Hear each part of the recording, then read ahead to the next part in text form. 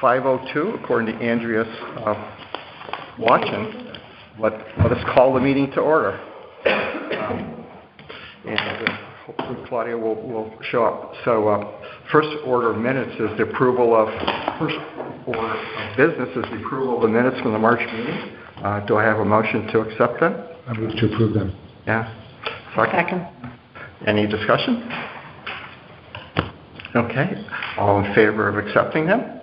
Aye. Aye. Any opposed? Any abstentions? Okay. Abstentions, I wasn't here. Okay. The meeting minutes are approved. On to Fred. Okay. I just wanted to start by saying that I really want to commend both Fred and Michael for their work on that button ball committee. It was not an easy assignment, and it was as good an ending, I think, as we could have hoped for. Go ahead. You're not doing public comment? Oh, I'm sorry. I have the old. Thank you. You're going to be my new you're my meeting auditor. I have small shoes to fill. Hi. Thank you. Hi. Is there anybody in the public that would like to comment or raise any issues? Suzanne, do you want to wait until later when we talk about Hiker's Happy Hour?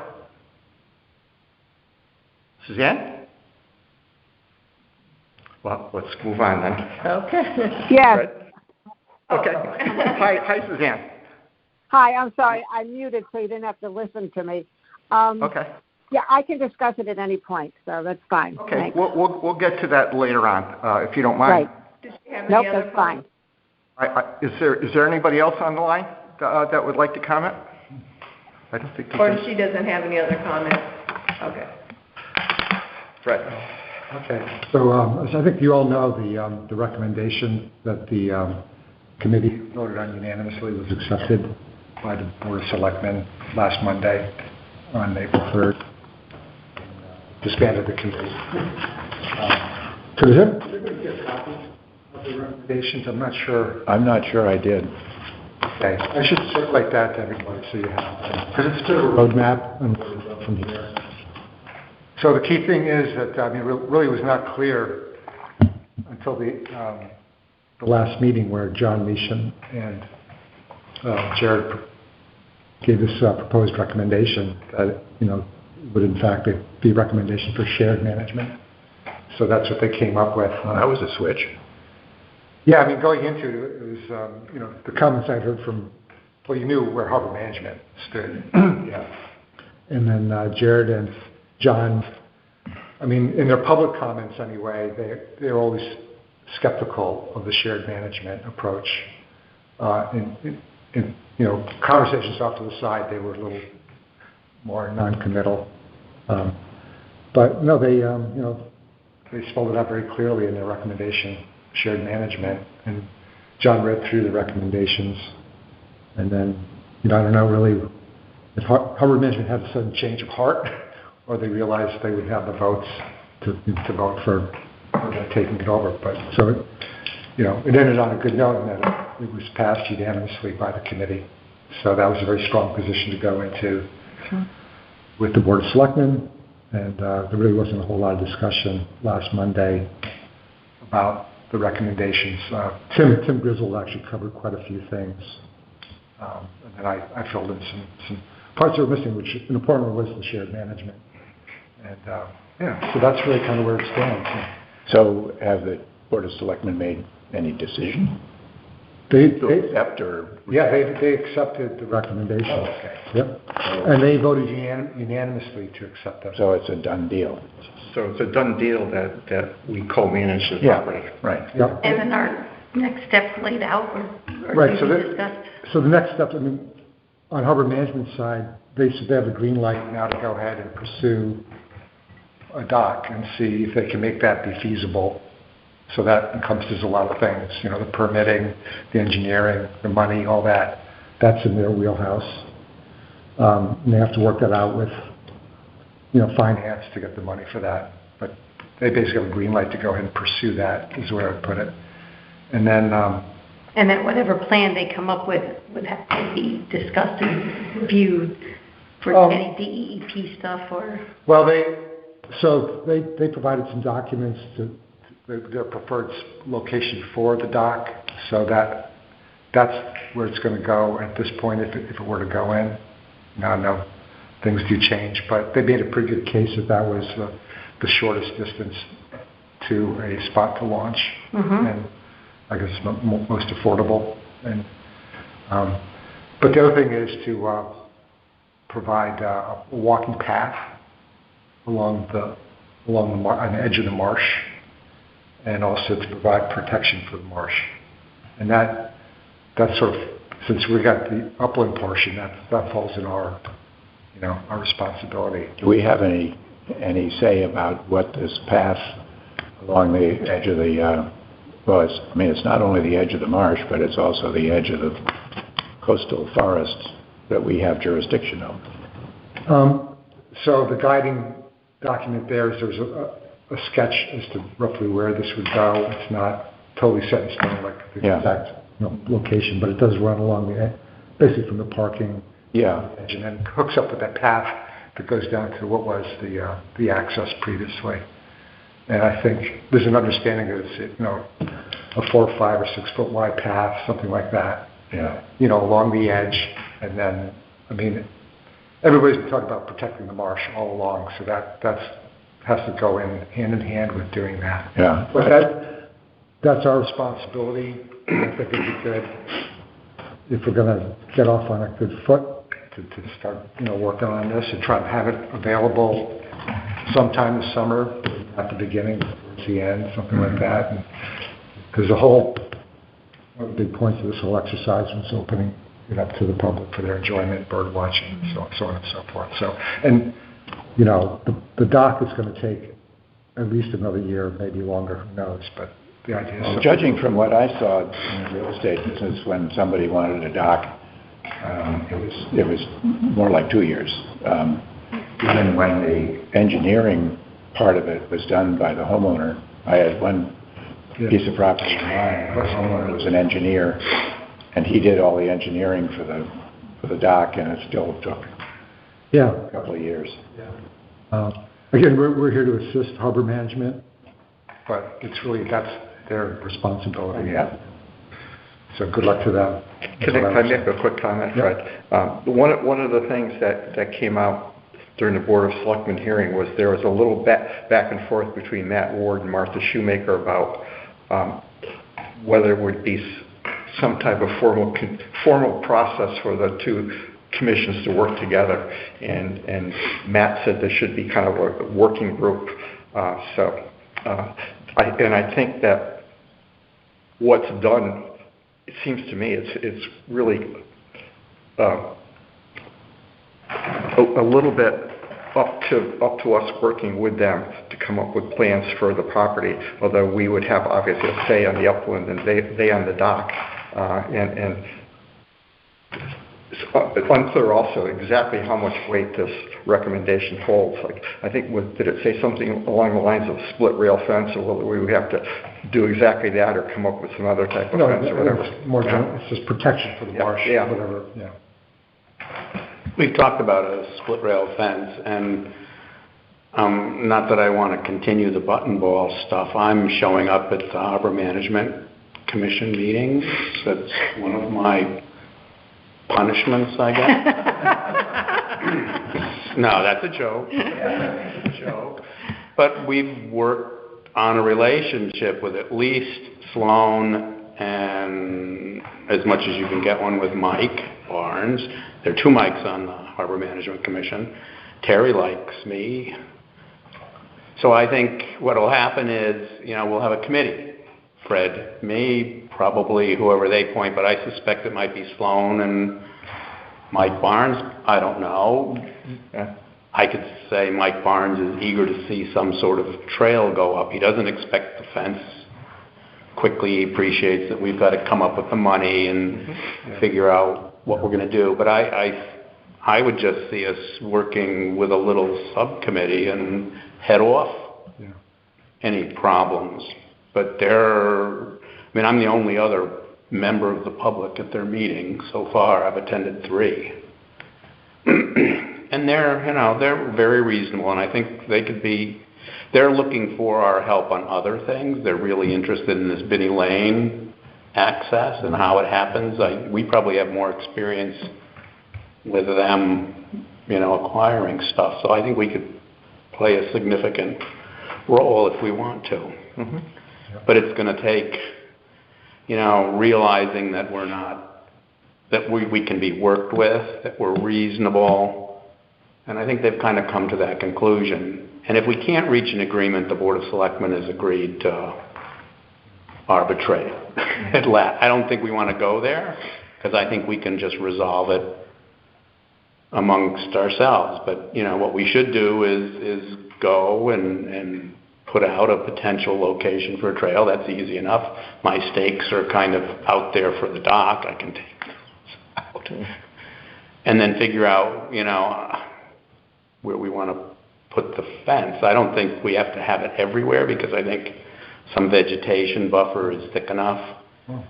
But certainly where the entrance to the dock will be, ultimately, that's going to be important. And if there are places where people can easily get down to the marsh, that would be places. And the length, I had calculated the length. It's anywhere from 300 to 400 feet. 400 feet might be the worst case scenario. For a dock? No, a fence. And I looked at some prices they have a calculator online that you can, it's this long and it's 2 rails, and this is what it would cost just to buy the material and or have someone install it. Yeah, I went over to Lowe's the other day to look for fencing on Barbizon Road, and did some very rough calculations, and it looked to be about, I don't know, somewhere between $600 and $800. Hopefully the price of posts is dropping. They went skyrocketing. Yeah. That's for the... When I was buying some last summer, but I think it started to drop, so. But they're interested in working with us. The other thing is that I think we should make a proposal for a sign and work with them on the language. I think we've encouraged them to develop coastal access sign that they're going to use at every one of their landings, and we might be able to help them, with hints and things at the other landings. So I think, the trail, coming up with I told them that we would probably like to use something similar, maybe not as large as what we use at a large parcel, but an open space sign that shows it's the town of Old Lyme, and, we negotiate language and have open space and harbor management on the sign. And Who's going to go on top? I would do it alphabetically, but, it is what it is. That's not big on my list of things that I'm concerned about. So, kind of continuing the discussion, would you two still be willing to work at a much more informal relationship committee with harbor management? I mean, I think it makes sense. Yeah. I'd be happy to do it. Yeah. And, I think we're past the point where we're going to have a lot of contentious meetings. It should be just pretty straightforward, coordinating what we're doing. And maybe the first thing that we should do is figure out what we need to do to make the upland property accessible in an appropriate way to the public in terms of signage, nobody here after dark and hours and where to go and so forth. So we do have money this year, so if you want to come up with, and I know the other thing I would mention that's been mentioned to me is that Amanda has a kiosk. I don't know if a kiosk would be appropriate for this. I think it's too large of a spot for a kiosk. Well, for either this area or for Ann. For Ferry But Landing. we need to get it out of Ann's garage. My barn. Your barn, okay. But our kiosk is on our open space are rather large. Pretty soon you'll have all signs in that space. As a public, I just would like to make 1 or 2 comments. I would like all these documents to be made public. The public has not seen really any of the doc, other than the copies that I have, I've had, people inquire as to myself, what it is, and I'd like to make sure that the hearing for the doc is made public, because sometimes they're not always public, and the public needs to weigh in on this because it'll be public dollars used for this. And I'd like to see the revised map, which did away with the trail by my property line. And just as a thought, and you talk about trails, that wood road goes right down and is the perfect trail. And I just don't understand why that can't be a trail, rather than create a new trail, because it's adjacent to the parking areas, and it's a very scenic wood road, and it's pretty clear, and use that as a trail until the dock plans get finalized, because I don't think that DEEP has to review this, and they may have a different location for the dock. So until you have a permanent approved location to focus your whole point on where we or harbor management thinks the dock goes, and then have to take out fencing, trails, signs, etc., that using the wood road and having some smaller signs down there and protection for the marsh is a temporary, but I think a better idea. Just as a member of the public. Let me follow up on a couple of things. So to make the documents public, I mean, that seems to make sense. They're all public. I don't know, I mean, like No. this recommendation, should we find a way to attach that to our minutes somehow? Which now, about the public hearing? Well, the button ball. Yeah. I'm not sure the recommendation. harbor management information is available. People have asked me, where do I go to see this information? Yep. And I said, well, I would start in the selectman's office.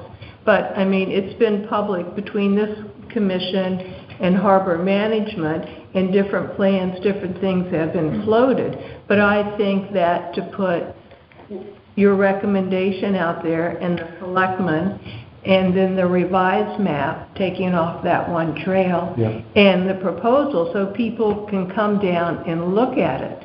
And I don't know if that means in the past, we've had the Halls Road redevelopment up here, Yeah. in the foyer, things like that. Yeah. But it'd be a good place to be able to send people to, to say, well, there's a map and the joint recommendation to the selectmen, and you can go and view it in the town hall. The public needs to be aware. Let me make a suggestion, Amanda. And I was going to bring this up at the end of this discussion, is that we should probably put something up on our website about the property and say, that Yeah. this is a town property that we're sharing management with harbor management. Harbor management is looking into having a dock, but in the meantime, if you want to go down there and take photos, look at the birds or whatever, it's open, and then we could have the And put the recommendation hours. as approved by the Board of Selectmen. We could have the hours and, I'd like to just make sure that if there's a public announcement that it's going to be a launch site, that we have within that announcement to please stay off the marsh Yes. until a dock is constructed. yes, yes. When a dock is Yeah, constructed. that would absolutely, I was going to bring that up in terms of the signage and the website, because I mean, that's maybe been it was a discussed couple, a lot. And maybe a couple we of weeks need ago, I was looking out my back door, and I saw somebody dragging a kayak across the marsh going into the creek. And then maybe the same day or shortly thereafter, Amanda saw somebody going up one of her drainage ditches. So they were out there in my drainage ditches. So I went outside and I said, hello, I was trying to be nice, and they did nothing. So I said, hey, you in the kayak, you're on private property, I'm calling the police. Move. And so they moved. But they're Yeah, because I have the osprey nest. Yeah, the two ospreys are in there, they're nesting there again nesting. for like the 6th year in a row, and And you wanna keep at a people higher away from tide, the people are starting to come up, Yeah. through my property, so. Well, there's a couple things going on here. So in terms of making things public, I I mean, think- the Board of Selectmen have all that information, but we have to find a way to We make it have more to find a accessible. way to So- get it out, but so people can. Greg just mentioned posting some stuff on our website. We can do that. And then maybe as part of this working committee, Well, we can try to You get know, a the minutes map. of the Button Ball Committee are all public. Right. They're up there too. And But it, the plan, but it refers to the plans, and obviously they can contact any one of us. I think our names are still up there. We had a life sentence on that Button Ball Committee. Apparently, I don't. So that they would contact the chair, and then any of the items that we discussed at public meetings, there's probably, I don't know, they were recorded, right? Yeah. So the final map, that's available, it's digital, we can send it to people if they request it. But I think if someone wants to come in, they're gonna go to the selectman's office, so maybe you could have a folder in the selectman's office, and then they could look at the revised plan, what the, I don't know the correct terminology, but the Horseneck Creek, what the engineered study showed, all of those documents people would like to see. So that's why I think if you had a folder, you can, I think that's incumbent on harbor management to do that. I mean, we can post the report that the committee came up with and accepted by the Board of Selectmen, but in terms of the actual mechanics of applying for a dock and the studies they did for, well, that's part of the That, package. I agree it would be nice to have it available to the public somewhere, but it's... But who wants to come in and navigate 2 or 3 websites? They want to come in and say, do you have, and we've done this on other instances, do you have, we had one from McCullough when we were doing the purchase. People could look at it, the GIS. It's just an info package, but it answers a lot of the questions, I think, for the public that ultimately is going to foot the bill for this to say where it is, and here's the study, here's the plan. And so then if they have questions, then they can reach to Harbor Management, they can reach to you. But I think it's just public information, and to ask somebody to put it together here and put it together here is a little daunting at times. I mean, I think a lot of this information could, in a relatively short time, a month or 2, get on the open space website, Yeah. right? And I think. And how about Harbor Management? Well, That's something that's for them. that would be initial topic for this liaison committee.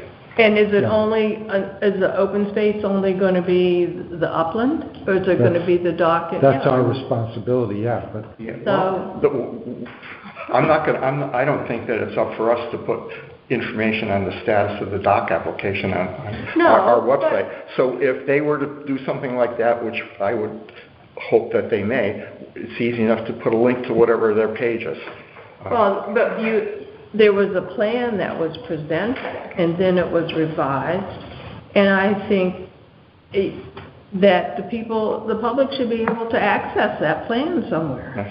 Yeah, my good feeling is the plan was a draft, like of the trail. That was modified by hand at one of our meetings.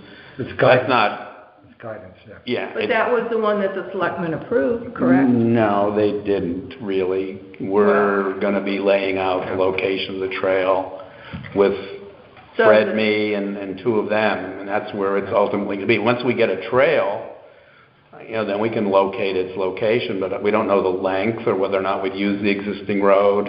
All of the things that were considered at our meeting are digital and are available through either me or Fred and/or the Harbor Management Commission. I mean, they gave us the digital copies of the hydrographic study, and someone just needs to say, where is it? Yeah. I would be afraid to come into town hall to look for a file, given what's happened to me here.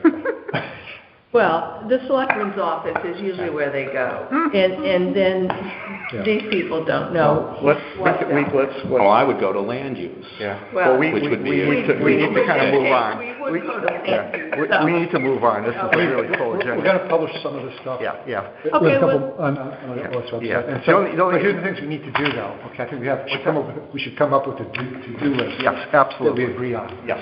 So another little wrinkle, not to complicate things, in the recommendation, it said that harbor management should post a sign on the entrance to the property. I suggest that we work with them and come up with a draft, we can do it together. I think that's an important thing to do.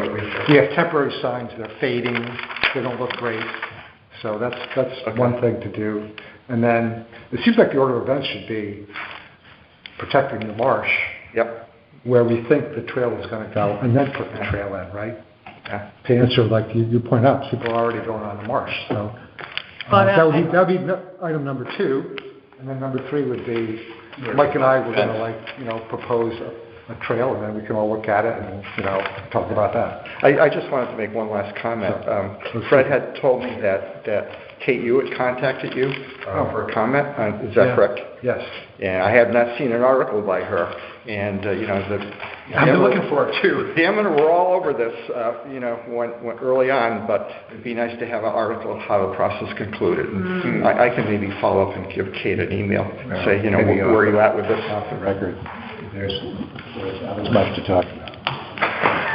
And on that note, I've been in touch with Olwen Logan. Yep. And I'm drafting a little thing for her. She can edit it. Great. Saying this is turning out. Great. Thank you. Okay. Ann, Harbor Ferry Landing. Ferry Landing. Can I, just before you go ahead, so, Okay. basically Mike and I are gonna get. Perfect, that'd be great. One last comment, sorry to cut you off, Fred, that may be relevant it's relevant to us in Ferry Landing is that the Board of Finance is having a public budget hearing on the 17th, and I would suspect that Harbor Management is probably looking for funds to do whatever they're going to do. So that's a hurdle that they'll have to jump over too. So.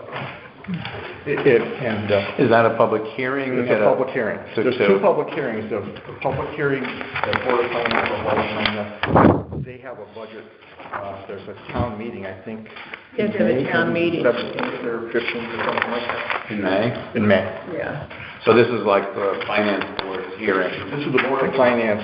So they could still cut or add stuff potentially. Correct. Depending on what people comment publicly. I learned it's very difficult to get how much money you have because there's no person in charge of finance right at the moment. Someone's on that's- long-term leave. Amy doesn't want to answer questions. Well, they're hiring someone There's part-time. somebody on the job. She started Monday, I believe. And wasn't here briefly. yesterday. Yeah. Yes, I think she was from Essex. But the Board of Finance is different than the Finance Director. Board of Finance. Well, I'm just talking about trying to get a budget. They wanted to just give a treasurer's report. Can't get the figures. Yeah. They haven't been able to get the figures for 2 months.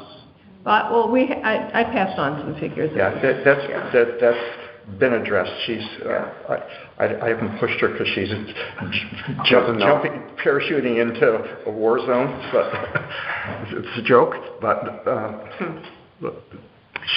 there is somebody on staff, so there is somebody working with Amy Jensen now.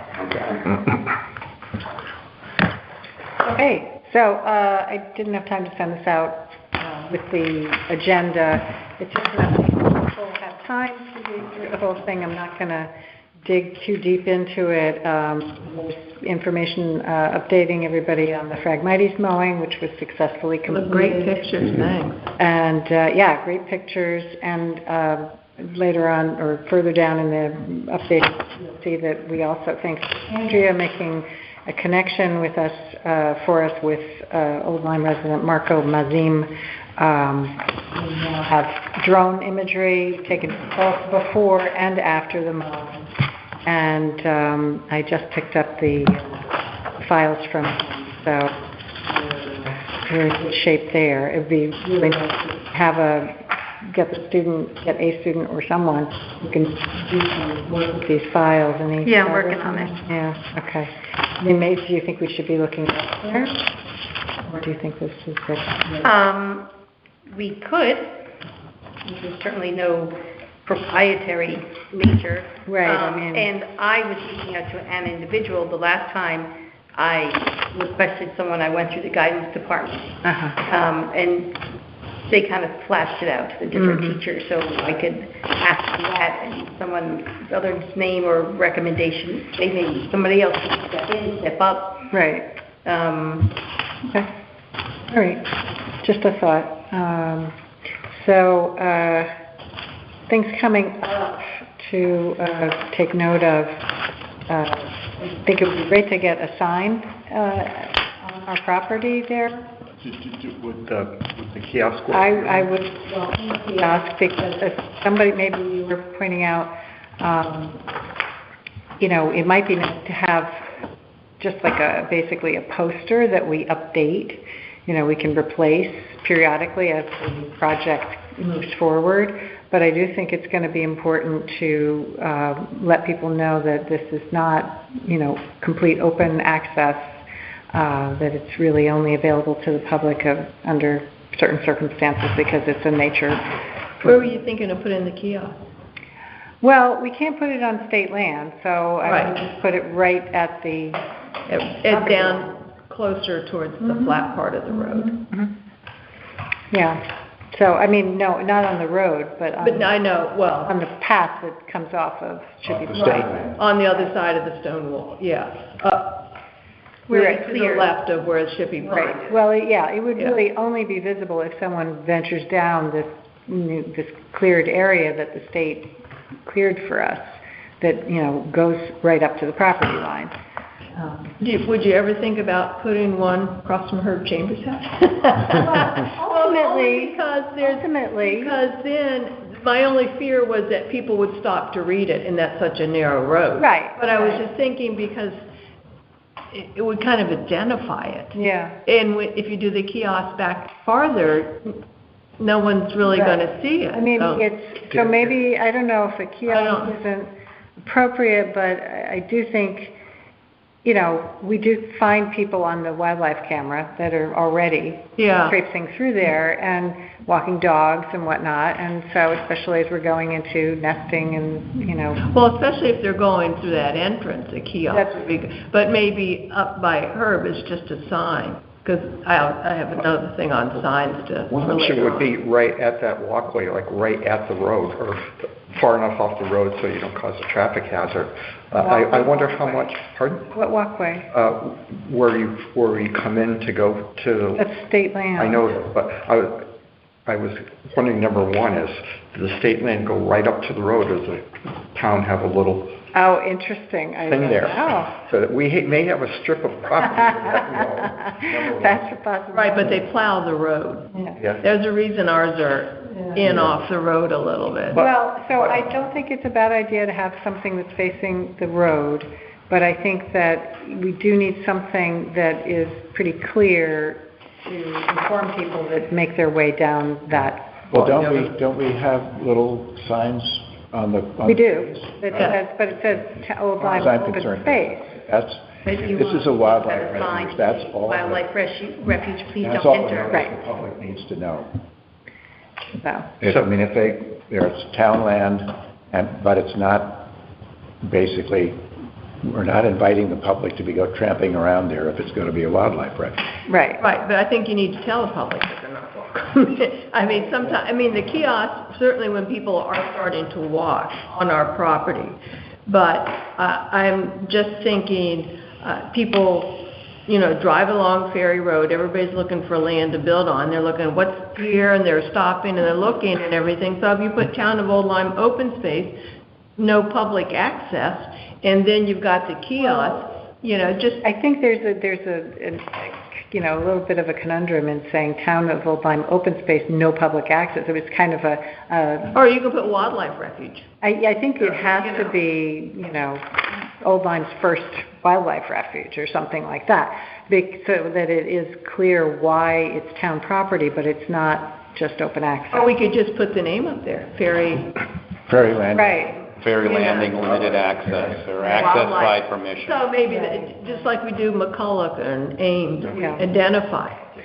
I think that Deep seems to have been really cooperative with you, and I think it would be worth a conversation with them that, can we stick a sign Sure. right at the edge of your property? Because Yeah. everybody that's going to come to look at the birds on the town land is going to walk through your property anyway. So we'll Right. just say, I mean- town land abuts on the state land. It's effectively one whole natural property. Right. And I think. Right, in fact, we Respectful could, about it. I hope they would go along with that. right.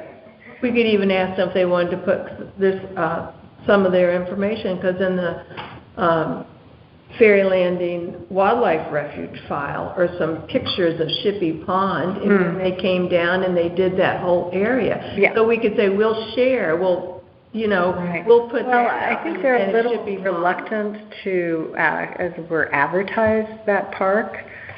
I don't know why. I mean, they clearly they have a very accessible, in all senses of the word, public area across from their headquarters. But I think there's some. Dock.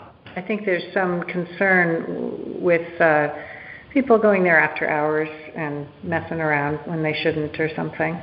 And so that that's why they don't have a big sign out front. I think Shippey Pond. like all DEP properties, including state parks, they don't have the manpower. No. To monitor and to supervise and to maintain the parks and properties that they own. I mean, Rocky Neck State Park is 5,000 acres, and they have one supervisor and one maintenance person. Right. Hello? The other thing is, with Amtrak building the bridge, I think they've closed off the walkway down there. Not yet. Well, but they're going to, They will. they're trying to discourage. And that's another thing, while you're doing your work over there, just make sure behind that building that Amtrak's not storing anything. I think if we put a sign, it would not be inconsistent with their view of their property, and because we're not inviting people onto it, we're just Yeah, I mean- this is for, Right. Nature. Roger and I were down there talking, Roger Wolf and I were down there talking the other day, and he was saying it would be kind of nice to have a pollinator garden where they finally mowed the big patch of knotweed there, kind of on the left as you walk in. And, so there's a lot of opportunity for collaboration, and, maybe we could say, we could potentially get the high school environmental club to work with you on that if you buy the plants or whatever and turn over the soil for us, whatever. So anyway, it's a great opportunity for collaboration, and fun to be moving forward. It must have been really exciting. Very, very cold day. The machine was crazy. It was cold. So the only other two things that I wanted to mention are that we may have a person interested in the internship. I'm speaking with him, I hope, this week.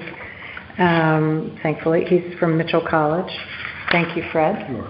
And again, thank you, Andrea, for all your collaborative work. You've been really helpful with cameras and drones and. Is there Something, oh my. a way to send a thank you note to Marco? Well, that's something I wanted to, we can certainly send a note. I don't know, can we send him a T-shirt, or I don't know if he wants one, but he really went above and beyond on a frigid day, I'm and sure. then delivered the files to me, paid for the jump drive. So, I would want to perhaps I think a T-shirt. is replace appropriate. his jump drive and, T-shirts? Okay, that's what I thought. Yeah. There are none downstairs in that cabinet, yeah. You have, I have a new one. right. Okay. Yeah, okay. And then the other thing I handed out is the beginnings of plan of attack for the native plantings down there. We did purchase plants from the... I'm glad that worked out, because there was that article saying that they're not. Well, yeah, that was a different branch. So it was the Connecticut River chapter that we purchased from. So I There's another one. plants from them and Yeah. some trees, and not a lot, but just some. I couldn't get very trees, but they're come in containers, gallon containers. They're small, but they're oak and Nice. some, Right, I wasn't clear, I wanted to ask you, Evan, you mentioned having purchased some trees. I didn't know if you were purchasing them for yourself or no, I purchased them, so I, thing, or? you know, when they get planted, I'll look to be reimbursed. It's not a lot. Okay, okay. All right, great. And the other thing you and I have talked about is your cedar saplings, Oh, yeah, which I think would be great down there too. yeah. Well, anytime, we have plenty. Good. They're only about that big. That's great. So, what was I going to say? Oh, the exclosures or whatever they're called, the cages. Yeah. We have some already somewhere? I have the wire for the cages, which Okay. Fred and I used on Rook's Meadow Okay. for the, Is it like a material that you create the cage with and then you need Yeah. fasteners? well, no, you just bend the, Oh, okay. it's, But you have to cut it to size? Yeah. So you need like tin snips or something? yeah, I have. Okay. Yeah, I do too. Okay. Just I'm trying to like get a sense of And we also what. have netting. Amanda does in her. I have Okay. a whole roll of that deer Knitting. fence, that mesh. Okay, great. Because, yeah, I would, I don't think there are any poles left. I think it's just the mesh. okay. Well, we have, I was intentionally light on saplings and things that would need, you know, a more robust cage or protection apparatus, and went a little heavier on the perennials, which, you know, would ideally have some sort of protection as well, but, you know, open to suggestions there. I tried. How's the soil there? You know, it's what it is. I think we'll need some peat moss certainly for the trees. I did purchase with the trees, or you know, with the things that were for sale in this plant sale, you could buy a fertilizer tabs. So I got some of those. They were $5. But you can dig into it? It's not all... We're going to find out. I have no idea. I was just curious, yeah. You know, it's going to be a discovery. So, you know, one of the items on the sequencing is to go down there and mark where what is going to go. But in real time, if we hit a rock or if there's just too many roots or whatever it is, Yeah, we may just have to go to plan B, C, D, or E. Well, my... Similar to the Button Ball Bridge. Oh. Not Button, yeah. Bartholomew. Yeah. So, We gave Heather I gave her, I guess, one of those trowels that I use. And the woman that I buy, she has a store in Chester, the Herbery, and she's closing it. oh. And so I thought I'd tell you, because she has a basket full of those, Wow. those Any wonderful. chance? Yeah. So, and I'm going over there this weekend, so if you want, I think, to get several of those, because if your soil is not, and I think they're like 70, if you can't penetrate, that's the best tool. Well, my tool of choice has been a pickaxe. Okay. It does a pretty good job because you can get it in there and then you can rip out the roots, and they're like, my yard is Yeah. matted with vine roots. So Yeah. that's what I've been using. But I've seen that it's got like teeth on it. No, it's just the old sickle, and then it's handheld, but you can, and you can get up under things. And, yeah, and it's, Uh-huh. Great, I okay. mean, it's just, but if you thought you needed some and had it in Yeah. your budget, I could pick up 3 or 4. Well, we do have a budget, and I think they were like $17, but it's just that's the only place I've been able to find them. right. Locally, I'm sure there's, places to order, but it's, Well, I have a mattock Yeah, Matica. that Yeah. works very what is nicely. mattock? A mattock is like a pickaxe, but it's shorter blade and wider. Oh, right, okay, I know what you Has mean. an axe on one end and Okay. a wider Nice. blade to lift and pry. Excellent. That's a good one. this is so- a little safer in close quarters. Do you have So- a time frame for that? Well, so the planting should ideally be done within the first 2 weeks of May. The plants are being delivered the last weekend in April. And so A, we'll need somebody with a truck to help me pick them up. B, we need to start rounding up the usual suspects. Is the intern going to be available by then? I haven't even spoken to him yet, so I don't know anything about whether he's available, interested, or capable, but Are you going to kind of flag where you want these things so people, you can just go, oh, good, so you can just say, dig, plant. right. That might be But Compost. that said, I don't think it's like a wonderful project, really. I think it needs a little more supervision than we'd be able to give them. That's fine, because I don't think they're going to frankly be available. No. Finals are kicking in, and then Right. the 11 seniors that you'll speak about are not going to be available. Right. Does the garden club ever do stuff like that? Not really. Not really, No. okay, too bad, I was No. thinking they might be, Yeah. so. I mean, I might be able to tap some of them just to do it because they're friendly. How many people would you need? I think we're going to need at least 8. And But we don't have to do it all in one day, yeah. you know? How many seedlings will be planted?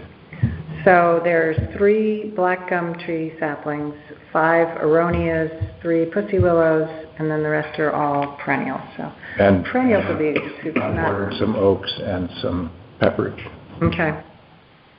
So maybe like 50 or 60? Hey, I mean, I'm looking at this project as, I don't think the oaks need to be planted close together. Well, I mean, they're going to need space to grow, so, and the area is not that big. No, it's That's a what I very mean. So small far. area, and a lot of it Any, is, and if we need 20, to, 30 would be. I'm looking at this project as a 10-year project, and so. all right, so I put any barbizon oaks over For the the other future. thing, You go, Oh, there, well, dig them up. the other issue is. Charter oak. Oh, okay, excuse me. The other issue is that a lot of the area that we cleared is now literally underwater. Oh, really? Oh. And there was, I don't know if it was originally some sort of a retention basin or if it was just a natural swale that at some point got really saturated, or if it's something to do with the construction next door, but what was a little rivulet has just inundated a large Wow. portion of the area that was certainly alongside the marsh, right at the edge of the marsh. It's On the right Very side of our property by the... on the pond side.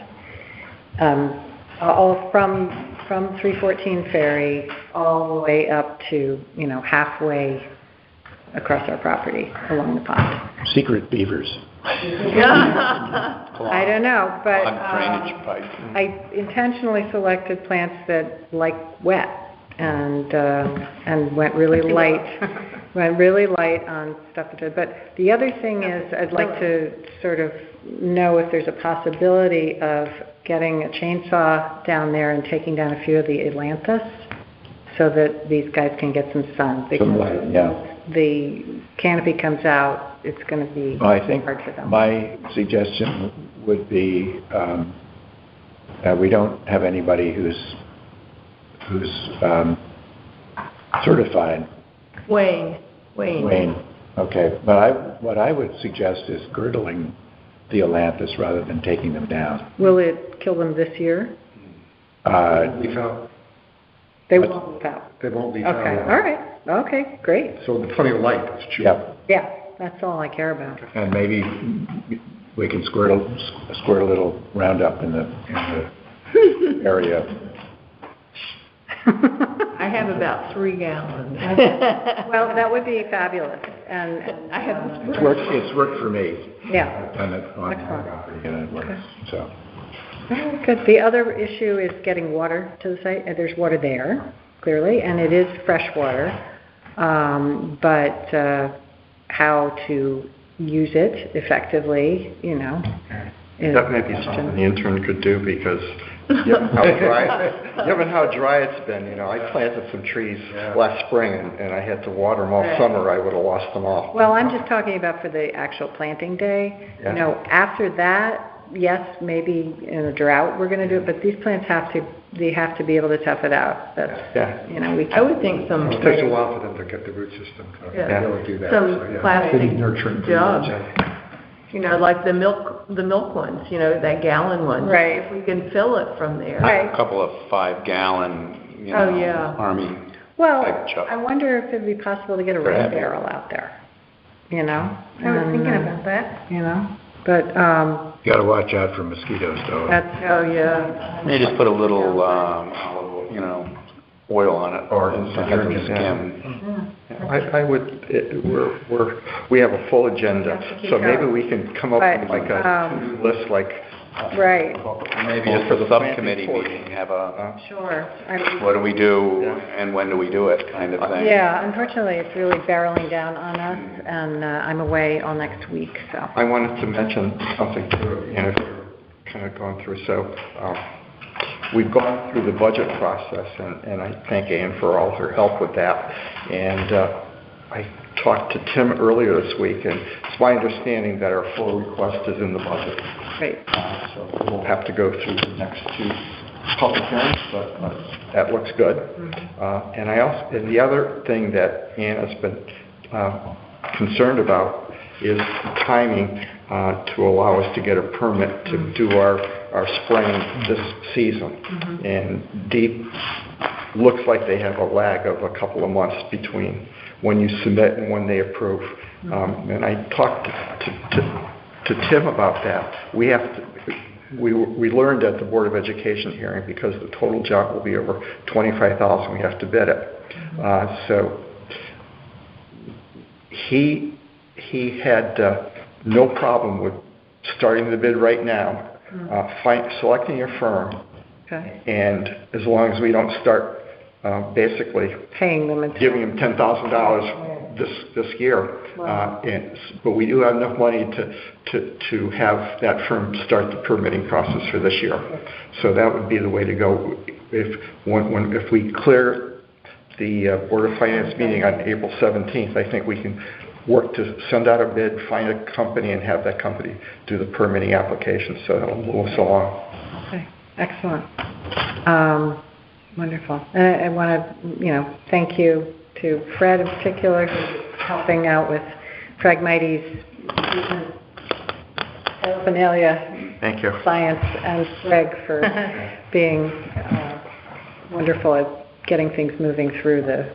I wanted to make a quick note that Claudio is not here, so I should have done this early in the meeting, but we'd like to sit Evan as a voting member today. We may have a vote coming up. So I know it's John sitting here. He spoke to us back in November about the noise portion of Ames. And we'll get into a little bit about the GIS later, because Amanda was working with Melinda. But I made a quick copy. I'm sorry it didn't come out in color.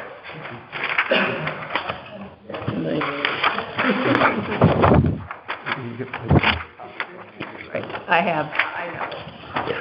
The way our GIS is set up now, the Ames open space actually shows us 4 tracks on GIS, because they're acquired at 4 different times. They have not been melded into one unified piece. So given that case, the section of property that was bought by the town in a bargain sale by the Noyce family is already a separate piece. Go ahead. Just excuse me for interrupting. It's actually 5 pieces. There was a piece of the Ames that we got as part of the subdivision requirement, and so that piece was melded in too, off of the Evergreen. So there's the 3 Ames purchases, the subdivision, and then the piece from the Noyce family. So the bottom line, though, is that we have distinct parcels on the map now, and I presume also in the land use records, Amanda? Well, they were acquired in different times, so they're different deeds describing the property. Yeah. And so one of our goals because they're 5 different pieces, is to work with Eric Knapp and Land Use and Melinda. Some towns allow you to merge, the assessor to merge. Our assessor doesn't feel comfortable with that. She wants us to get surveys, which would be thousands of dollars, and we have surveys. Working with the land use, they might be able to merge, or the other thought is to have the town of Old Lyme convey to the town of Old Lyme these 5 pieces. Well, it's doable, and then they would merge, but that's something that we don't have the option to decide. It's land use and the assessor does. So what we're trying to do is create, an open space so that when you click on it for the GIS, you see all of Ames, not if you're clicking on this piece or that. You click your life away. And that's true with McCulloch. We acquired a piece in a subdivision, the Joseph parcel, and it's next to it. But if you click on McCulloch, that's in 3 separate pieces, and then the Joseph piece is a 4th. So it's a logistic nightmare. And then the other thing was Melinda would like, she's been asking us for the last couple of years, to be able to put our trail map as one of the things. If you don't mind, let's get into that a little bit later. So we have a noise parcel, and John had sent us a letter asking that it be recognized with signage and so forth that I believe we've shared in the past. I think it's a unique parcel because, number one, it's, along with Bartholomew, it's one of the parcels that the town acquired for open space land at either as a gift or less than its value as a bargain sale. It's got a history. I believe it was given to your family back in the 17th century. Is that correct, John? Well, I can't identify it. I can't guarantee it was the exact same parcel. It might have been part of the larger parcel. But certainly back in the 1600s, citizens were given land in the Body Hole area through grants. So I talked to Tim Griswold this week and asked him basically what discretion does open space have? And Tim said basically, should we wish to do so, we could make a noise open space. And so I would suggest that one possibility would be to rename that parcel the Noise Open Space. Evan had talked to Steve Ames about kind of having a hyphenated name. It was the Deborah and Edward Ames / Noise Open Space. Steve was very pleased to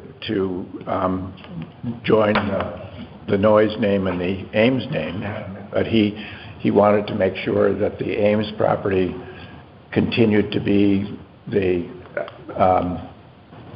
Edward and Deborah Ames. Although the other piece is the Ames open space. Yeah. I know. That's another issue for another day. At any rate, no, he was very pleased to have another, especially since the Noyes family is almost one of the founding families of Lyme. But I like the idea, because I was thinking about it more, instead of keep merging and merging, which makes it certainly easier, but we have Bartholomew as a separate open space, and if you look at the land trust, they have like 60 different little pieces, a couple of, and I said, I think it might be nice just to have it on its own. Yeah, it would essentially be kind of like Lay Allen and McCulloch, that you've got 2 properties that are adjacent to each other, that are effectively one greenway open space, but it gives us a chance to recognize the Noyes family's contribution to the town and the history of that little piece, and I think it was so. We have, according to Tim, we have the ability to vote on that. And he just said, let me and land use know if you decide to take that tax. So this would mean there would be not at the front of the entrance, but when the parcel itself would have its own sign. We would have to Once you're in the obviously woods. just figure out where that would be appropriate, but Well, you could do it on Boggy Hole, because they have the frontage on Boggy Hole, and Yeah. that would keep it separate. Put the sign right on the road at Boggy Hole. Right, because they have that frontage right there on Boggy Hole. So you could have, when we figure out what we're going to do for signage, it could be the Noyes Family Open Space Town of Old Lyme. And I'm not sure, I couldn't quite tell if there was a little bit of a trail from Ames on that or not. But if you did that, I think most of it really is boggy. And we didn't put trails on it for that reason. And just in the description, after you go through the history, just say it's really not accessible. It's, got, wetlands and, go into a little spiel what it's got on it. And so, but you can view it as you're taking the Ames Trail, identify that color, then you could look down and see that. Well, we have to recognize that, the trails on our open space properties occupy very narrow and very little of what we actually own, and that the rest of it is really there for the wildlife and the trees and. Right. So that's the perfect thing to put in there, not. Yeah. Because we're trying that balance between public access and wildlife. Yeah. If I could, So I'll make a motion that we rename the Noyes track, the Noyes Open Space. Well, does he want, do we, what would John want? do we have a second? I second. Okay, so discussion. Would you have a preference? Would it be Noyes or Noyes Family, John, or? Oh, boy. I have to think about it and ask my sister, if you need a name today. We could defer to the. We could defer if you want. But we're going to make it a separate open. But I think we're inclined to make it a separate open space, not prejudging the vote. Well, should we do that today and decide on the exact name? On the name to be decided. Okay. We'll modify Right. modify the motion. We'll name it as its own track, the name to be decided in the future. Okay. By the Noyes family. And approved. With input from the Noyes family, of course. Okay. Oh. Perfect. Ann, you're the seconder. I second. Any other discussion? Okay. Allow the amendment. Okay, all in favor? Aye. Aye. Opposed? Abstained? Thank you. Thanks, It's going to be John. the noise track. Can we send you the text though? Thank you. And we have some information to work. So let us know what you prefer, and we'll put something. We'll get some signs up, and we'll get some stuff on the web. And I have some information from your letter, John, that we can work to have a little description on the website and so forth. Well, thank you for bringing this to our attention.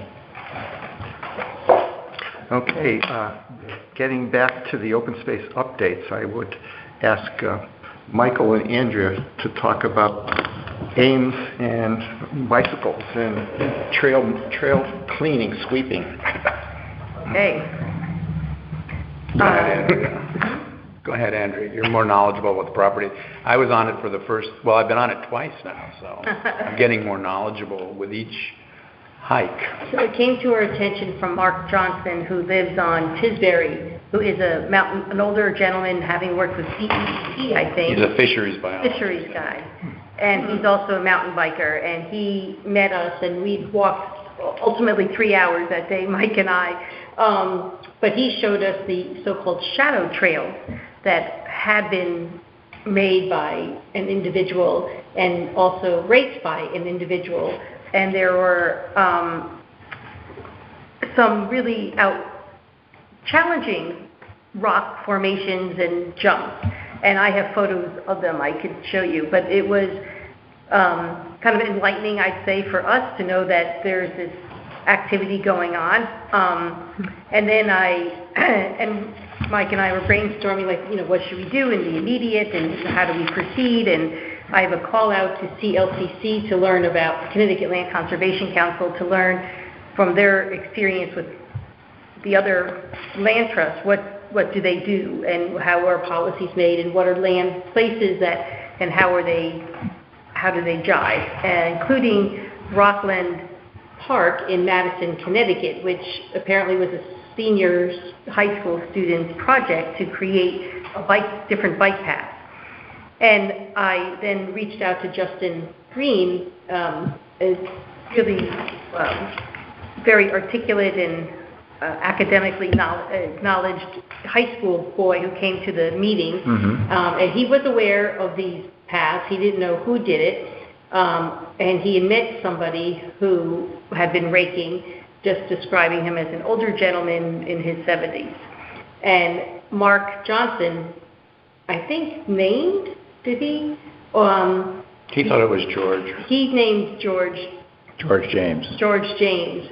Yeah, I've tried to reach George a couple of times and without any luck. So far, I'll keep trying. He's raking the shadow trails or the real trails? The shadow trails. The shadow trails. Okay. Yeah. And once you rake the shadow trails, the kids find them with the bikes. So they're also pretty savvy of the woods, and a lot of these kids have grown up in Old Lyme, and it's in their backyard, and they've been biking since they were 4, and they are skilled, and they belong to bike clubs and compete and things, but they, Justin and his club are not in favor of modifying the trails, and if they did, he assured us that they would want to clarify with us what to do.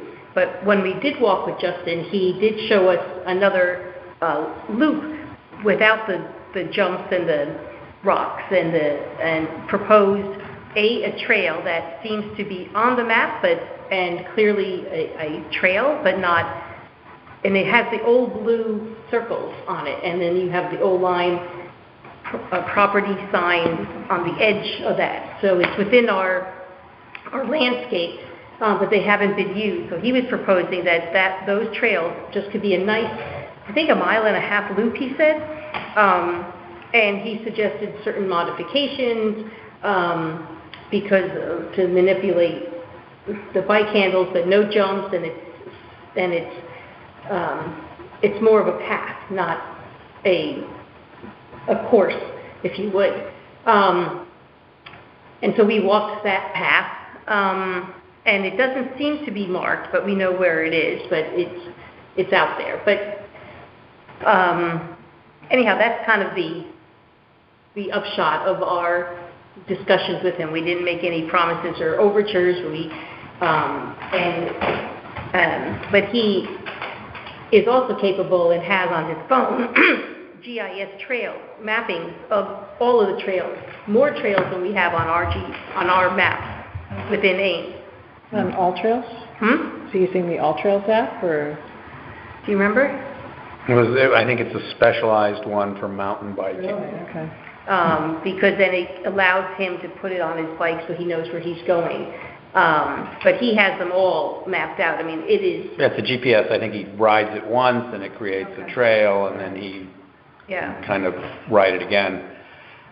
So he's got and Mike had suggested that maybe mapping some of these trails and learning about where the terrain is and what kind it is could help facilitate a potentially proposed trail that's for biking, not just exclusively biking, but just would be for biking. Biking friendly, thank you. And so we said we would bring it here and have a discussion. Suzanne, are you still on the line? Suzanne? Hello? Yes, I am. Hi. I was talking to, is it John Cristiano at a Flow Grizz reception, and he was talking about, was it the Grizzle Preserve where kids are jumping bikes off of like little hills that they created? Yes, it's a mess. I'm very familiar with that, and I am extremely familiar with Ames. I've been hiking Ames for almost 40 years, and George has I put in a lot of those shadow trails, and George marked them when it became public space. I don't know that George is raking anymore. The guy's 91 or 92. You know that, right? but I think there are younger people out there raking, and they're raking very bare, you know. The fellow that came across, there were two people who came across an older gentleman in their, at least 70s. I'm just saying, I'm not, so I don't, when you say younger, maybe he's younger than 90. But, I haven't seen George out at all for a couple years, I'll tell you that. So, I don't know who's doing it, but I know Mark, and I ran into him, and we talked about it extensively, and he said it was kids at one point that he'd run into. So he did run into one 26-year-old named Josh, who had been modifying the trails with some rocks and maybe cutting. I don't know if there was cutting. There's been cutting going on. But I don't know if that was Josh, and he had spoken to him, and he was chagrined and recognized that, okay, you know, that's not in my purview to do.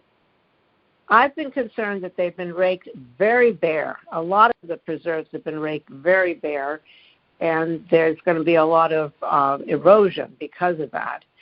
And there are an enormous number of shadow trails on Ames, and some of them are pretty darn dangerous, if you ask me, for these kids biking. They're going right off of rocks and all kinds of places. But that's just what I know. So it seems almost that there's two issues. Number one is the unofficial trail system and people modifying trails, you know, of their own accord. And secondly, if there's people taking risks on there that which are expose them to injury or whatever. Serious injury. Yeah, serious injury. You wouldn't believe one of the jumps off a ledge. Right. No, I've seen the jumps off the ledge. And if you want to get back to Griswold, they packed the ground so tight that nothing grows anymore. You know, it's just packed dirt trails. And they've dug and we've tried to stop them a couple of times and talk to them. And I don't know if they're still doing it. I haven't noticed anything new, but they've been there a long time. So, but nothing grows. By the time these kids are through, you need a pickaxe to get through there. So there was, you know, I'm not that familiar with, although I am familiar with the Griswold Preserve, having just been out there, and that has I don't know what the history is, but my geological background suggests that maybe before it was acquired, it was a small sand pit operation. Yeah, I think it was. And a lot of the terrain is guided by, they were looking for sand and found it in some places and then didn't, and then they dug somewhere else, and it was sort of this scatterbrained kind of, let's find the sand, and they found all the sand and got out. I think that was road fill when they were working on either I-95 in the 50s or maybe even older than that, Route 1. Pretty way in there, too, for that. And it looked like the trails, I mean, we were just out there, it looked like the trails had been raked. I'm hoping someone's not going out there with a leaf blower and well, that had happened before. Just blowing the leaves. I mean, because raking is not easy. Raking is not easy for an old person like me, and I'm talking miles of raking. At least on Ames, there are miles of trail that have been raked. I'm an old person, and carrying that leaf blower is hard, too. I have a backpack. Well, I think the way that Greg summed it up, that there are two separate issues. One is trying to identify who is modifying the trails. And with the existing trail with the really an incredible jumps, and I have a picture I could share around, Mike had suggested, at least in the interim, that a sign go up showing, saying that closed for restoration or something. Yeah, trail resting. Trail resting. Mm-hmm. Trail resting. Huh. Now these would be shadow trails, so I think it'd be worthwhile going out and looking at some of these. They're not that far in. We should eliminate the little jumps quickly, just eliminate them and perhaps with some, So if you want to, cord and you just close off some trails and just, Evan and I redid some that were bike trails on Ames, remember, a couple of years Yeah. ago? The other thing is, I think, public notice, put it on the webpage, have it, mentioned. I haven't seen any selectmen's letters you yet, just but I don't scroll know 6 to the right, for that, you'll see the and jump, have and then people the second one is the massive reported. bike chain. So we are, how dangerous it is. yeah, I can't imagine. I mean, some of these, if they're not with a friend, and you, as an individual, you could break your neck, and then you're stuck out there. Now, the phone signal is usually pretty good. And So if you have your phone, you might be able to call for help, but I don't know how someone's going to get in there to get them out. And oddly enough, when we were there, off the beaten, On a shadow trail. on the shadow trail, there were 15 People walking hikers it. with a hiking club, Yeah. and we were like so surprised, and so it was just because if you see two paths and one has leaves and one doesn't, you're going to tend to take the one without the leaves Because it was looks raked. more well worn. Well, and there were two accidents. One, a hiker that was lost, and one, an accident on Champlain South. Right. And neither of them had their phone. And the one lady had her phone and it was dead. And so it was just by the luck of God that somebody walked by, especially the one on Champlain South, and had them called 911, and the ambulance people were, it took them forever to Yeah, unless they get have an there. ATV or something, well, they're going to have to walk in. They with it. did, and the carry, but They're gonna have to be in good I can't shape tell to how get many someone people out of go there. out there with either a dead phone or no phone. So, yeah, it's But just getting back to, and this is like my first 6 swipes. property, and this is not something that's going to happen instantaneously. I think we should take a look at ourselves as to what's going on and how I was there, so I saw it. He went off the rock, let me tell you. I have to bring my hiking sticks the next time, but and I can't keep up with Andrea or Justin. I'm sort of steady, but I'll get there. hey, nothing wrong with that. But I think we should focus on stopping this use on dangerous trails, certainly, and put some signs up and post it on the web. Now, the difficulty, Mike, is that it's being encouraged by the Connecticut Tourism Department of Tourism. Bring your mountain bikes to Connecticut and Rip the trail or tear up the trail. Shred, yeah. Well, I don't have a problem with, some kids riding their bike because they live nearby and they've been doing it, especially if they're sensitive and they're willing to talk to us. And, why shouldn't we work with them? And the trail that Justin is talking about is really one of these shadow trails that's not one of our marked trails, and it's not really near any critical habitat or anything, and I don't see a big problem with setting that up if we wanted to do that once we looked at it. But dealing with jumps and dangerous things, certainly, I don't know. And that's not their intention either. He doesn't want jumps, or he's actually interested in connecting properties together so you can, he does Ames in probably 20 minutes. Oh, yeah. And he's going off to McCulloch, A lot of that. Pierre Rooney does a lot of that. So, he's not going to be spending a lot. They're not identifying, lichen and mushrooms. Foraging for rats. No. And I don't see, when Andrea and I went out initially and she had left an email, and I guess Mark hadn't seen the email, but he ultimately got caught up with us. Yes. That morning. We were walking, we did a lot of the property and didn't really see much damage or anything to the trail until Mark kind of said, "Oh, come with me, and I'll show you what he was, as a biker, concerned about." Interesting. Stuff Was it that only was on going Ames? on. Well, I haven't really walked any of the other properties, but. They used to do the yellow trail on McCulloch, Mhm. because that was right across from Ames, they could get across, you know, by Pfeiffer's, go down that way. But, you know, I would think we might develop some guidelines. For example, I see, and this doesn't happen regularly, but I'm near Champlain North. And there's a group of about 6 to 8 guys, younger guys, not necessarily, certainly younger is 40, right, for me. So in that range, they'll come in off the Post Road, go down Rose Lane and Hillwood West, and like a whole crew of them are getting on the trail. I think that kind of riding, I think, is damaging to the trail ultimately. Now, they just may go in, follow the red, and come out near the old Lime Inn and get back on the Post Road.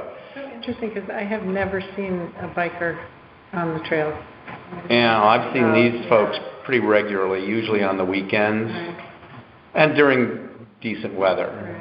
So, you know, I would think, Maybe I'm just the time of day. you know, 2 people, 3 people riding is reasonable, I think. Right. A dozen. It would be alarming, quite honestly. For a hiker, it would be, especially if they're coming down a hill.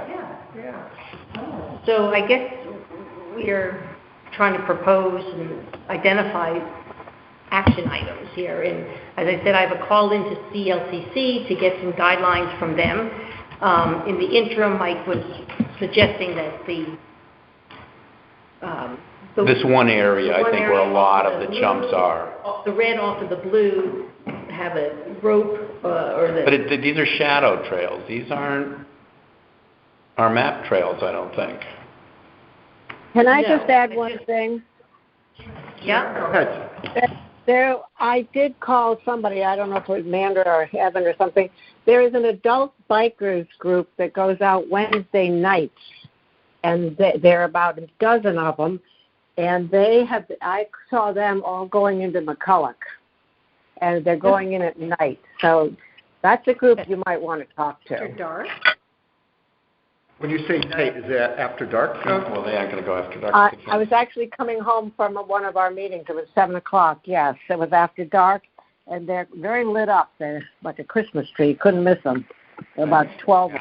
Oh, I remember you telling me, yeah, on McCulloch. Well, we don't have as the land trust, we don't have the capacity really to other than talk to people. Well, like I said, you might want to talk to this group. They're biking regularly.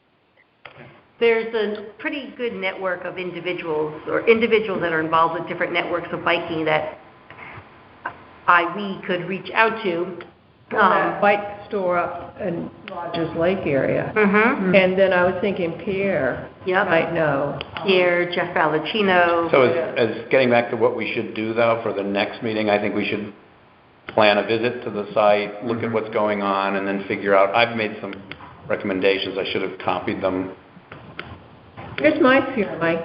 You put a piece of rope up, and they don't see it, and they go through it, injure themselves. Well, this would be with a little sign on it. Orange. Well, Yeah. but if they ran Pink into and it, orange it's tape. off. Yeah, or we So could you just could take- walk through it and... Okay, but something that wouldn't cause harm. I don't want a liability. It's just an obvious trail. Yeah. That's a, Well, plus this is like an uphill, so Okay, I wasn't sure. Yeah, with a they're going to be cardboard struggling. sign perhaps of some sort. Yeah. I mean, nothing permanent. Trail temporarily closed. Yeah, trail Trail resting. resting. I'd just put trail resting. Yeah, Oh, I like that idea, but do you think that would stop them?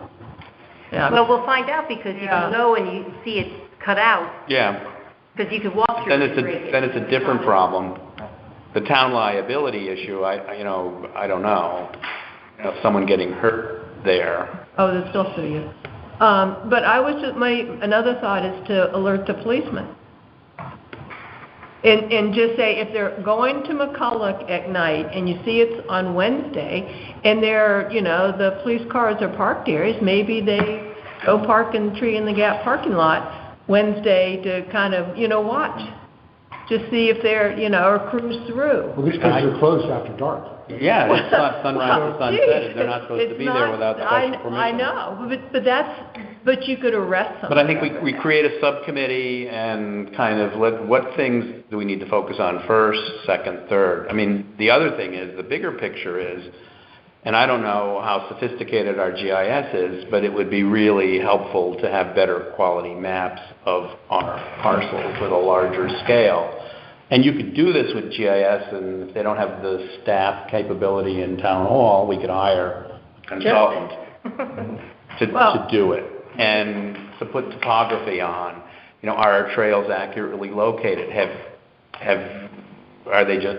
we like walked them with a GPS and that's how they got on? They've been originally, Lisa Nicolai, who was our land steward, and she does this for a living.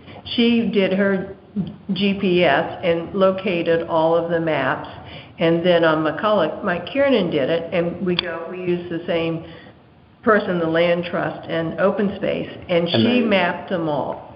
So going back to what I was saying before, the theme that the assessor uses can put a layer on the GIS maps so that you could pull up a trail, be a trail theme. So when she was telling me she was walking Library Lane and she came to a fork in the road and said, do I go right or left? And she wanted to see what it was like. She couldn't pull up the trail map, but if she could pull up the trail map on her phone, she could see, oh, this is a shorter route I want to go. Getting into more detail, if it's like, you know, difficult or flat or something, that could be something that we Well, can I add. saw this for us, not necessarily, I mean, it's available to the public if you want to manipulate what's online, but Well, this would for be us available. planning, for example, how do we lay out this bike trail? You've got to get topography on a map. Right, and she And then has delineate access to all that. This is, Lisa Nicolai, who does our mapping.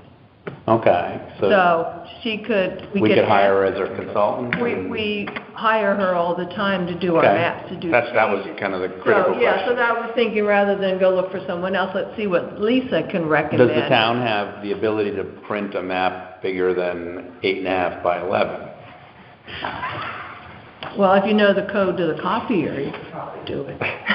Well, I mean, but, you know, what you do is you basically have the GIS on a computer, and you just have a printer, and you print it.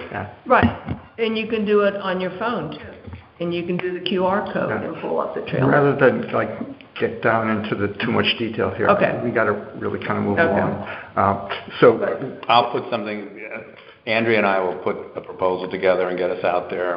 And let me know what you want, and I'll contact Lisa Nicolai Yeah. and ask what she can do. Yeah. perfect. Can I just say one quick thing? It might also be worth having Tim include something in his selectmen's letter on Fridays, you know, come to our attention that this is very dangerous. Yes, spectrum. I'm not going to make it for tomorrow, but No. something for the Next following. week, yeah. And maybe he could ask Matt to just check out the parking lot on McCulloch on Wednesdays, if they're going there Wednesday at dusk, Trail person for. because that is breaking a rule. Yeah. So they can yeah. Just You- scare them, but get them off there. Or just make them aware at least. They're not available. I think you've been saving all these projects for me.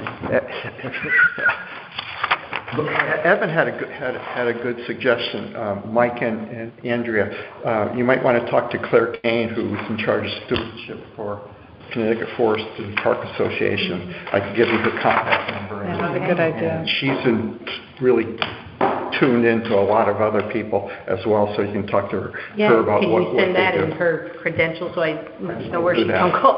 Well, she's the person who looks after, I mean, they're crews that go out and fix trails, but it's, 1,000 miles of trail in Connecticut. Yeah. Are there any Blue Blaze trails in Old Lyme? In Old Lyme, no. Old Lyme? In Lyme, yeah, in the Nahantec, there's one in the Nahantec State Forest. The Goodwin Trail, is that it? It's something else.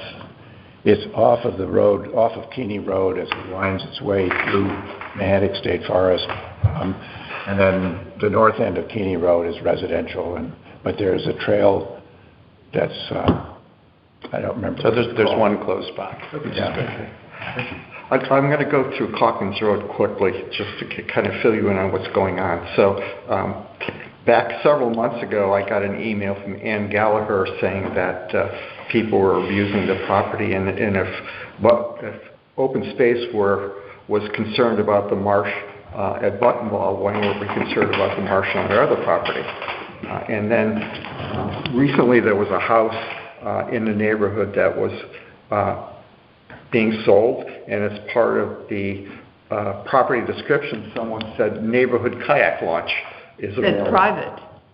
What? Private. Private kayak launch. So I went down there and I took the bottom picture, and I have communicated with 3 different people from DEEP. DEEP provided me with the top picture. So clearly people in the neighborhood have been accessing this property for about a decade. And the boats are stored on our parking area. The boats were stored on our property. I understand that Ann Gallagher went down there with Matt Ward and had them taken off, but I think there's still a boat on our property. Yeah. To the best we can tell, because I'm not exactly sure where the property lines are. Yeah. So I mentioned it to Tim, and DEEP would have issued us a notice of violation. I don't know if we want to go there, but they will send us a warning letter saying that the town has like 60 or 90 days to address this issue. We would be at fault? No, but it gives us cover for the neighbors. So let me finish. So they would send us this warning letter, and Tim said that he has people in the neighborhood that are always contacting him about. I think there's a gentleman that mows or does something on. That's that one, Evan, you and I went. Yeah. They didn't like the chair that he put out there, so they got another So chair. she contacts him that, oh, this guy is doing that, and he's already getting those calls. So I think the way he would like to approach it is that we would have DEEP give us something. I wouldn't call it cover, but saying that they know there's a potential violation there that you need to address, and we would have a neighborhood meeting. And from that, Tim suggested, well, there's 2 roads that may go down to the water. One of them that has the one at the most east that has a fence. Catherine Road. Catherine Road. Yeah. Well, there's 3. There's 3. There's Noyes Road, Catherine Road, and Hawkins Road. Devitt goes all the way down. The guy that has the split rail fence and the lawn on, that's the town road. So- It's a paper street. Whether the town owns those roads or those are private roads, and how they were taken by deed or what is a legal question that needs to be answered if you address the other 3. So the gist of it is that given a letter from DEEP, we would meet with the neighbors and kind of say, we got to address this. It's been brought to the state's attention. The DEEP. First of all, this property was given to the town from the state of Connecticut. It was given to us At by the same time as the Buttonball Road property, it was part of the But swamp. this was designated as open space. This was designated as Yeah, open it's open space. So that's why we have it. Make note. Make note. As Mike Barnes told us. The DEEP guy said to me, we would not prohibit foot access to tidal wetlands. We would also be willing to work with you to design and authorize a formal public access facility on this site. So I would. Fred, I see your future. I guess none of us want to pursue those 2 options, and we want to leave it. I presume we would want to leave it natural. And, well, the reason is, this is high marsh, which is very important for seaside sparrow nesting, which we're losing that habitat everywhere because of rising sea levels. So this is a very important. Yeah, I walked out there the other day to the end of this last thing and looked around, and it's when you get through the reeds, it's all high marsh, except right along the creek. And when I looked at the map geo for Old Lyme, it appears that at least the town thinks that the property boundary doesn't go to this creek that you can see in the upper left-hand corner of the top. Better. So it's going to need some. Ultimately, maybe we need a survey. I would think we would need a Duck survey. Bay. You know? That's that property, the water stuff So, back. so what's the vision for open space managing this in the future? So the bottom line is that I would suggest that we want to get that stuff pulled off the property and just leave the property natural, another refuge per se. Tim wants to work with the neighbors on well, if we take something away, give them the possibility of looking into another access point. But I said, Tim, that's not really our bailiwick. Exactly. That's It's not not our bailiwick. The one thing I suggested to him that open space could offer as a little bit of a concession is there's an area that's pretty packed down and it's already mowed where the boats were parked. If the neighborhood wants to look into, and some other harbor management or Tim or whoever wants to look into allowing kayaks to be launched at one of these other two streets, I said, we could do something where someone could drop the kayak off, drive around, park their car, and have maybe allow parking for 2 or 3 cars along the roadside there, parallel park to the road. I think you need a survey, because I think that might be but the I'm neighbor's just problem. I'm talking generally about I how know. to approach that. So. Yeah. And that would be an Because the road furthest to the east, towards Smith Neck, ends I drove down there, and there's a fence at the end of the road, and there are no parking signs, but there is a straight shot to the water. And so that would be the most logical place for But we don't know who owns that. Well, I don't know who's putting up the sign. It says it's the Board of Selectmen. Right, but you don't have a legal opinion on Right. those roadways, that's- because I was that- again, approached on that a yeah. number of years ago. That's not our. And that's exactly what we told Tim Yeah. when we were down there. This is not our problem. We didn't know If he wants to talk to about the this. neighbors and look into that, That's up to him. I'm not. it's up to him. All I'm suggesting is that we Those want neighbors- to get this stuff pulled off our property, and if we want to offer them as a concession into pulling it off, not to get everybody really upset at a couple cars parallel parked on the road. Well, I mean, that could really help smooth this and let us move Well, forward. getting back to, okay, there's a lot of stuff here, would Public Works help us get it out? I think with a letter from Deep and Tim on board, Tim would yeah. coordinate it, and Yeah. Public Works would just go there and pull it out and Yep. take it away. if not, we have someone in town that has a demolition Yeah. permit, and we've used, Yeah. I've used in Evan. So we could hire someone? We could hire I think we someone. should be able to get Public Works to do this, and then we put a sign saying, no access No to the dumping, marsh. I think you gotta have a survey, guys, and find out where your property lines are. Yeah, because the town thinks that there's that little, Well, we can go with what's on the GPS initially.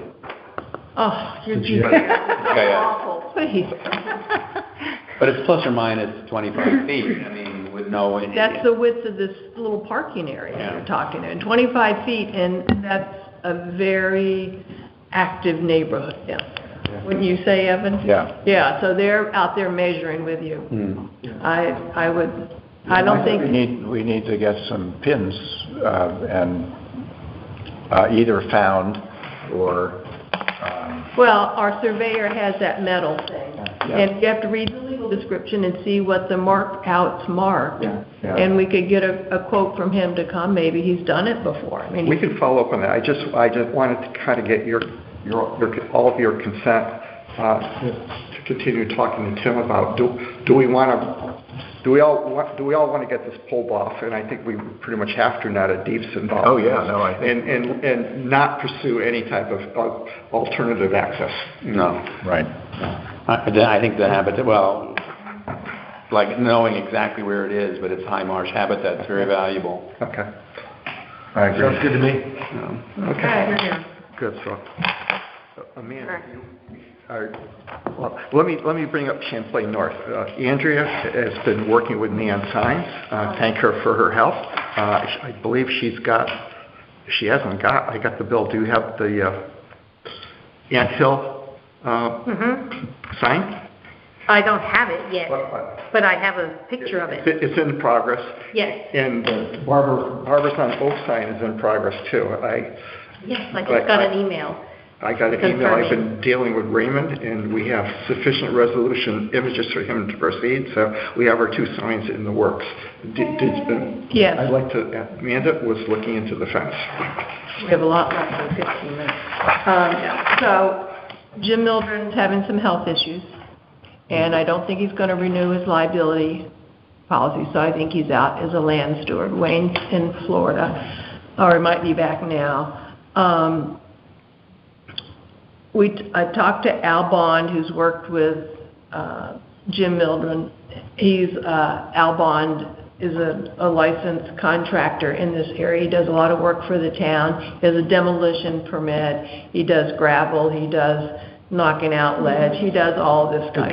Good guy to know, and I've worked with him. He's done work for Evan, done work for me. So he came down, and he's very fair, and he's very honest. And so he said, if I come down, and we said we wanted to do almost like a half circle around the drip line of the Barbizon tree.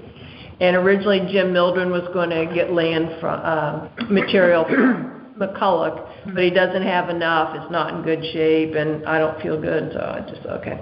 So Al says the best way to quote this is he would come in, he has a hydraulic hole digger, and auger, and then he would do that, put the posts in, put the rails in, and then we could just kind of sweep up. He would, make sure it's solid. The design would be a post like this with maybe 2 rails, just like knee high. Well, it'd be a little higher than knee high, so it would be like maybe this high, because Evan, like 4 feet high, 3 feet high.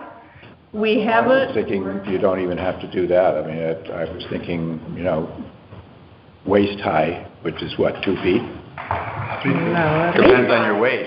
Yeah. Well, that'd be 3 feet. it depends on whose weight. Yeah, compared to I was thinking like knee high, but No, because 2 feet. people, you That'd don't be want people trippable. to trip over it or push back Not against see it it. or walk over it. So, but right now, I can't tell you what the height is because we haven't got the material. Al can do it, but it's $2,000 when you hire him for the day to do all this. And if it's half a day, but that's the going rate. Evan priced the material at Lowe's. It was either a split rail fence, either 2 or 3 hole. It was a 2-hole. We were in 2 holes. Post with rails, and each of the posts is about $16, and the rails are about $16, plus or minus. So it's $64 per 10 feet. And then, You're talking about this? Yeah. so then, Now, there should be other. Yes. then, That was one thought, and then those are the posts. Yeah. You can see the holes. holes. Yes. then I called a fence person because I said maybe it'd be better just to hire a fence person. So I'm waiting for a call back. Like the split rail. So meanwhile, Rather than picket. Yeah. we have some Just a suggestion. together, but we don't have enough. When we get it together, we'll send the proposal around. But we know what we want to do. We have the signs. Do you know the length? We think it's 150 to 200 feet. Well, I was hoping that I could I have 100-foot tape, and if I could get somebody to hold one end. So let's go out there, because we're going to go to Lord's Meadow. I was thinking 150 to 200 feet. So what did you, Semicircle. I didn't realize there was a calculator. In front of. Yeah, there's a calculator online. I figured out the cost of 308 feet at Button Ball. Basic equipment, basic stuff, not high-end, because you can get different quality posts and rails, would be $2,500 for material. It's cut in half, which is, $1,200, $1,250. Just for the material, that's posts and rails for 150 feet. Installed, it would be $4,600. Divided by half, which would be 2,300, which is close to what was it Al Bond suggested. Tepper's got a bid of $85,000 for it. What? I said, he's regrouping now. Nancy. So it's in the ballpark. Stuff. So So, yeah. if I think if you buy enough of this material from Lowe's, do they usually give you a free delivery? Or do we have to borrow a couple pickup trucks, Fred and No, Evan? they deliver, so they'd cost you $30 to deliver. And you can drive right down to the barber. So I'll see what the fence company says, and then I think that we do sooner than later, the next, you know. Okay. So I have If to, you could get back to... yeah, we'll get back to you. We got to really change things. So do you want to talk about your GIS? I know the fencing, I don't know if we could combine the two orders. Yeah. Get it. Yeah. Great. Well, I think I'm gonna work with Amanda, get the name of the gal who's done some GIS stuff and see what the capabilities of the town is Okay. with GIS. Please do not give you rely her on name. this. Yeah. I'll send it. I just want to say one more thing, talking about GIS signs and everything else. So our assessor's been asking us for a list of all of our open space properties and everything. And she has this map she puts out, and she has, she can do changes through the end of this month. So I sat down, and she gave me a list of what these were. I went through them. I found some other ones. She's now going to, instead of using the town color, where it's an open space piece, she's going to put some stripes across it so it can be open space. I found a new piece on Mile Creek. I corrected a couple of her records, and Greg and I put together another list, the same list, but we're going to calibrate the acreage, so we'll finally have acreage things. But we have a lot of pieces that are unidentified. So one of my thoughts was, in the next couple of weeks, I was going to work on some presentations on signs, because we have our kiosks, we have some signs, and I was thinking, is putting like a white sign with our two seals, you know, one on each end, says Town of Old Lyme Open Space, or if we have a name, it could be Noise Family Open Space, just to identify it. And on pieces that are open space that we're not going to access, there are bogs, there are swamps, there are everything. Yeah, But landlocked pieces. and landlocked pieces, but to be able to identify it so people would know that that is our land and other people can't come by and put a stake on it. Yeah. So that's what I was going to be working on. So it'd be nice if we could kind of coordinate what we think we want on these signs. But I would think if it has no name, we could just put Town of Old Lyme Open Space. If it came, most of these properties are subdivision acquisitions, so, you know. And some of them are quite small. Small, but we did one a couple years ago, the 4 Mile River Open Space, we called it. And then all of Old Lyme Land Trust had Upper 3 Mile River Preserve. So in keeping with that, we named ours Upper 3 Mile River Open Space. Yeah. So I think, you know, I'll bring you a little history and the sign, but something to think about going forward. Oh, that's great work. So, Thank you. and I'm, working on that. Amanda, I talked to Tom Myers this week. I said, Tom, I need a filing cabinet. I said, can you give me one, or do I buy one? He says, well, I've got like 8 different people looking to me for file cabinets. I said, well, I don't really care how many you got looking for. I want one. Well, the Okay, next, I got your request. He said, okay. Crimea River. okay, but then, File cabinet. so he's gonna get you a file cabinet. Now, here's the second part of the question. They have no place to put it. But we have like 15 years of music scores down there from the high school. Okay. Yeah. But our open space records aren't important. Anyway, Anyway. so, Do you have, is there anything on affordable housing that you? so I've talked to the attorney, I've talked to them, and they're just moving forward with the McCullough Family Open Space So envelope. another big issue is if anybody is not familiar or aware of it, Peter Norris was injured, and he's going to be out of commission essentially probably this summer. So we need to look into hiring that's the bad news. The good news is that he's moved back to Connecticut, so when he's recuperated, he won't have a gap where he's going to be in Florida in the winter, and he is interested in coming back. but we need to find somebody temporarily. Did he injure himself on open space? He did. Yes. He did. He has a liability policy, don't worry. He has a liability policy. It's a 1099. Does anybody know, do we have to report that injury to anybody? If there's a risk manager in town, That is the town. Is John Gallagher, he doesn't have the same last name as Ann, but he has his licensure he works with the O-Line Land Trust, and he has his licensure for saws. Well, Tim said he would work with us and put something on the website, kind of, we could come up with some language, hey, hike can get paid or whatever. We need to talk about what requirements they'd have. Andrew, does he have a liability policy? Yeah. I don't know. I just know that he is. Because they don't require it, because they're not. Yeah, I know that. I can't answer that, but I know that he's gone through the training and he's got the whole. Yeah. He and I have been through the logging training. I think you had me ask John, and I did, and he said no. It's about $500 a year, but you could maybe raise the. Yeah, I would think that we'd be able to maybe do a 6-month contract or whatever. give And the him other a thing stipend too to is, cover the damn thing, Yeah. plus pay him. Well, whatever.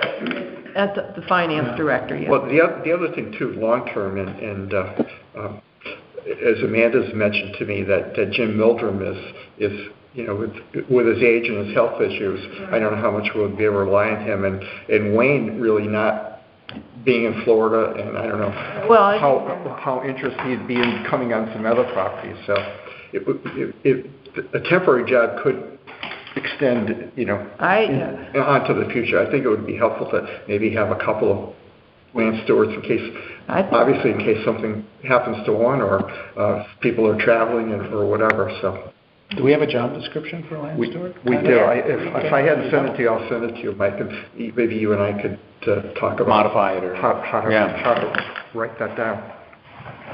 And that segues perfectly into one of my comments for the CLCC update, but I will actually write up some things about some of the conferences that I attended, most notably the strategic and successive planning workshop that talked about job descriptions, transitions, transparency. Organizational memory, Time, yes, and just the kind of the operations of a board, and we all kind of shoot from the hip, or you have, if Fred leaves, like, oh no, what's going to happen, or that institutional memory, as you're saying, and so there was a lot of very good points made, and also speaking about how to expand your membership and identifying the qualifications of people rather than just, oh, this is my neighbor, right. He just moved in and he's retired,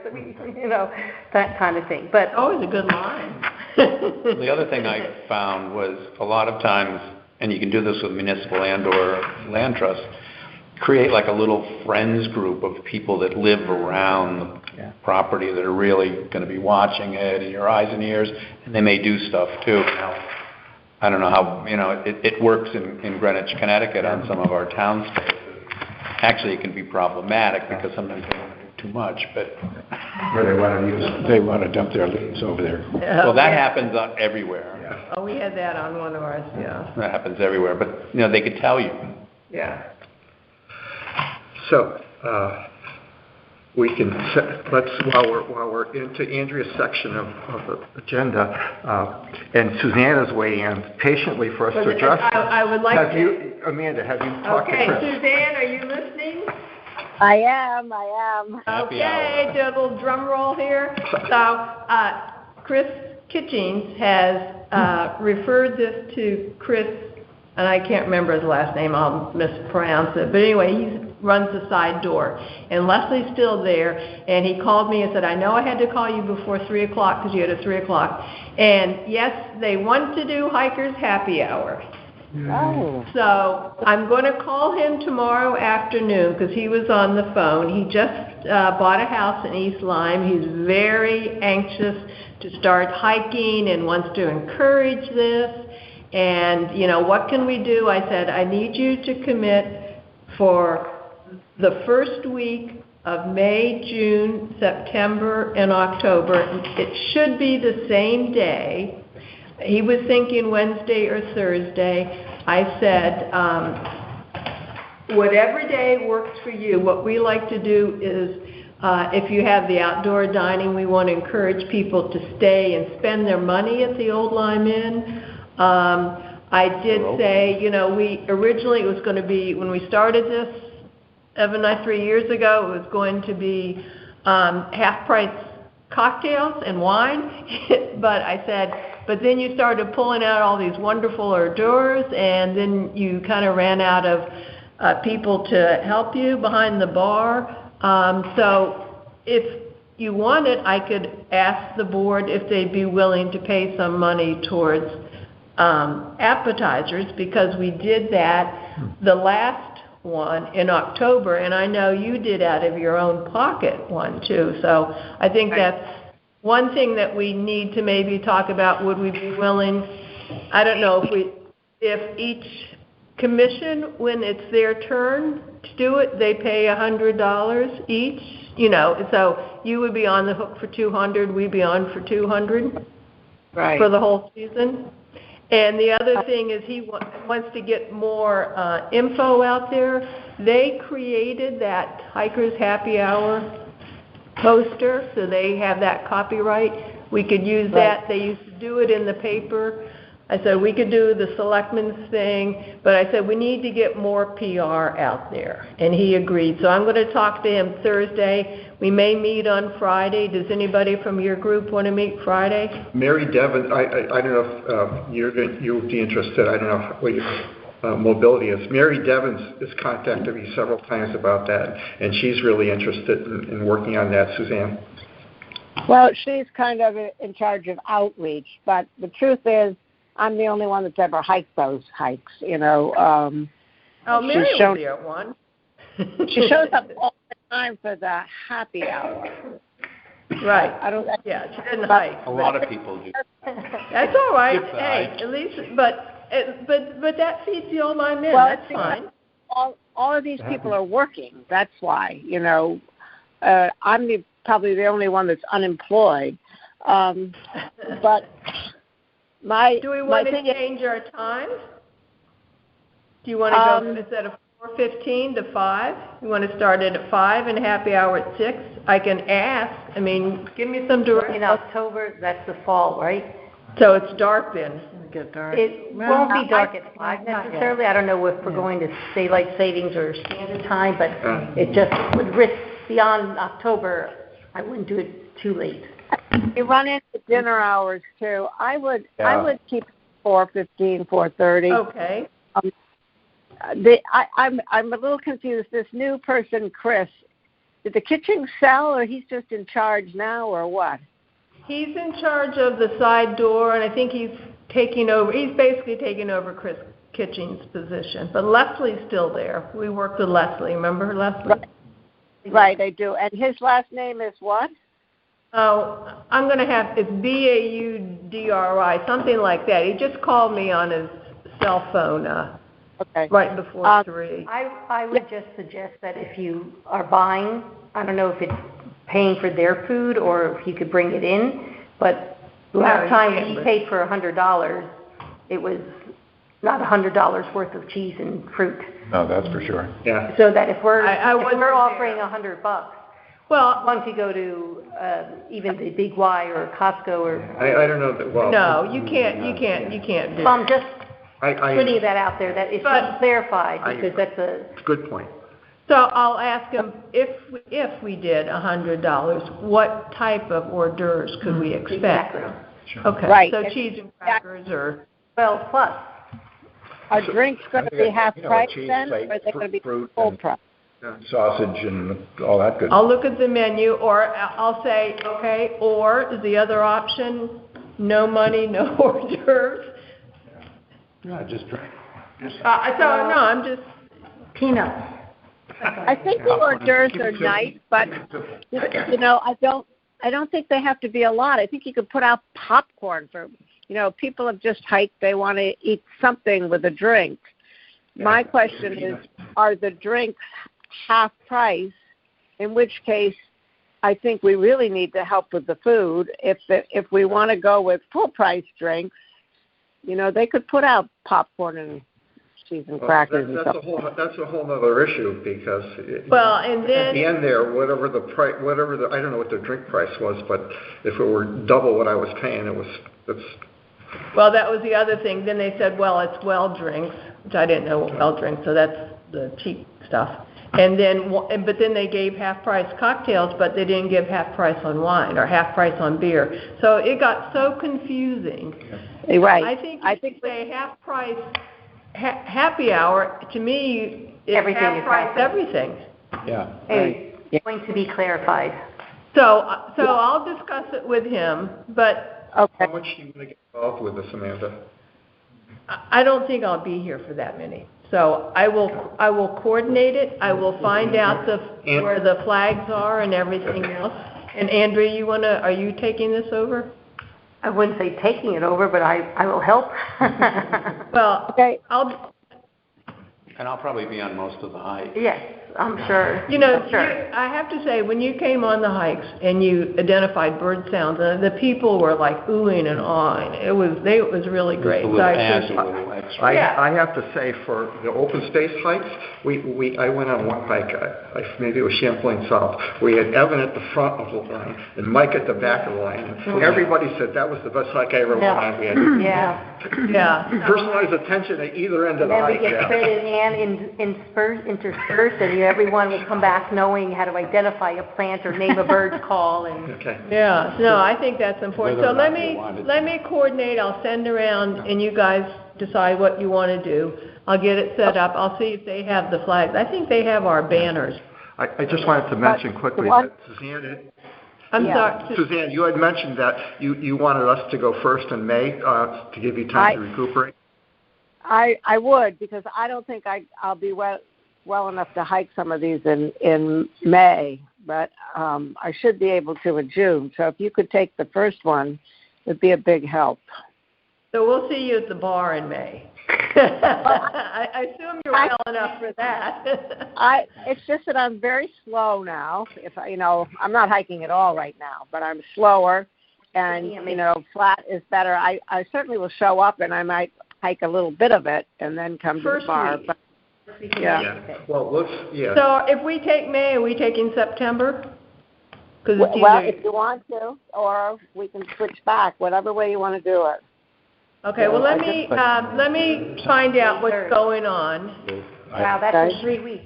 I have surgery the So, next. and then I'll send you an email and so we'll figure out. Tomorrow I'm doing my right eye.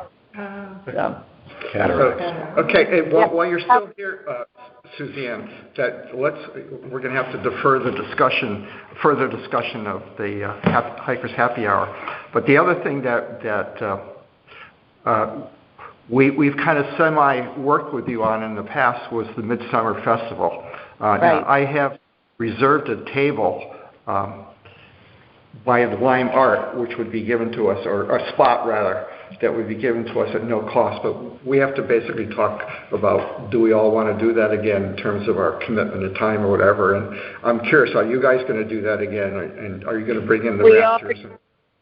We are doing it. We have hired the Raptors.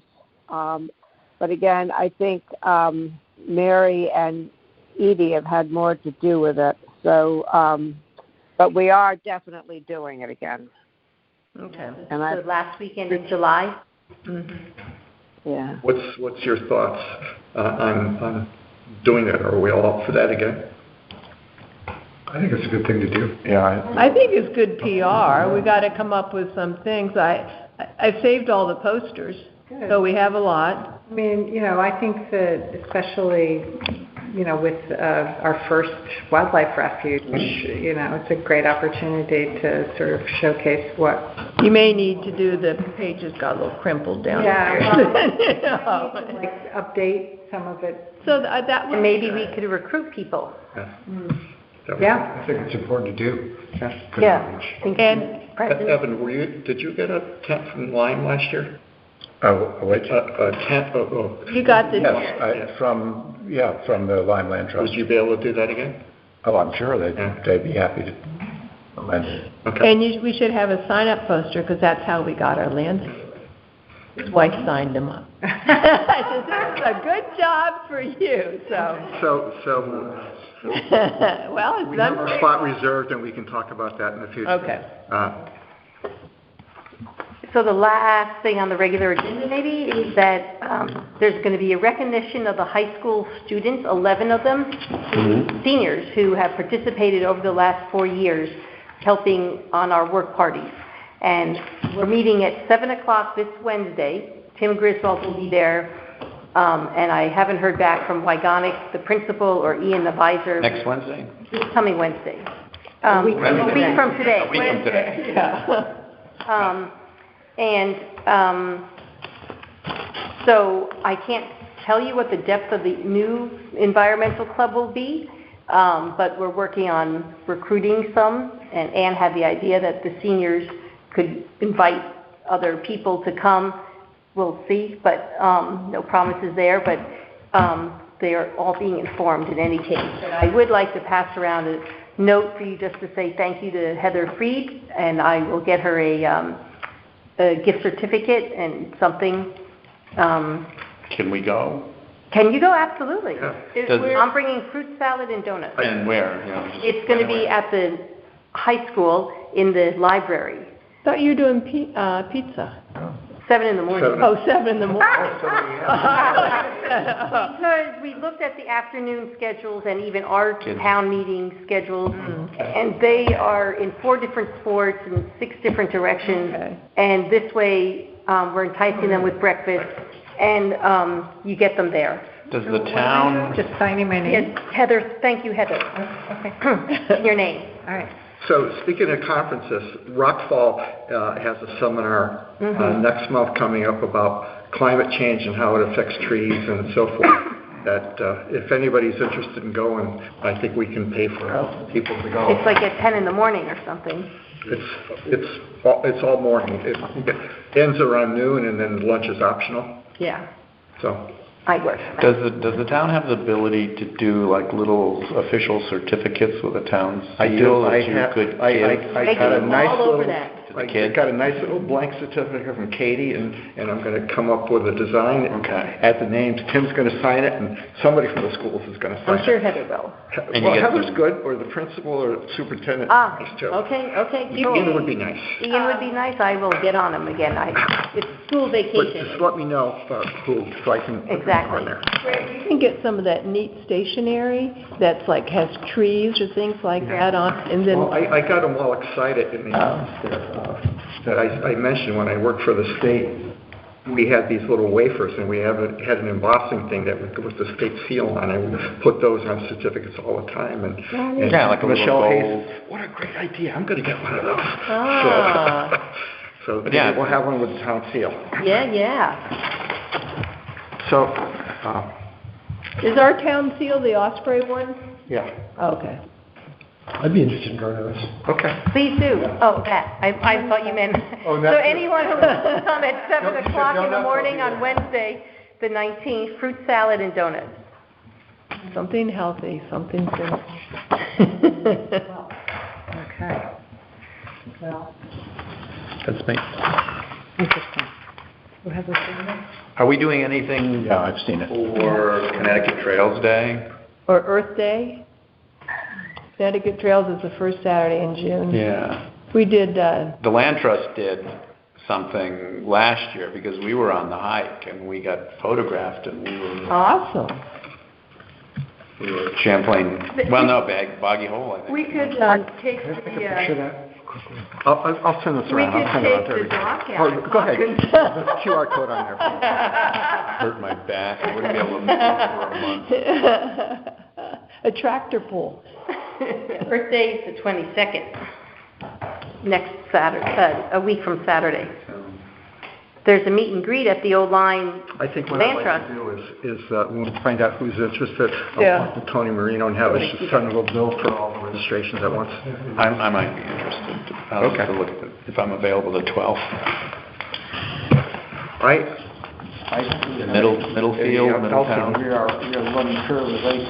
Does anybody else have any Democrats are right business they would like to bring up? I would like to thank Suzanne for coming, going beyond and above to get the minutes done just before her trip last month. So, Yeah, thank you. How was it? Wonderful time, great tennis, Palm Springs is Isn't it something else? Yeah. really different, everything was great. Good fun. Okay, so we're gonna schedule a Ames trip.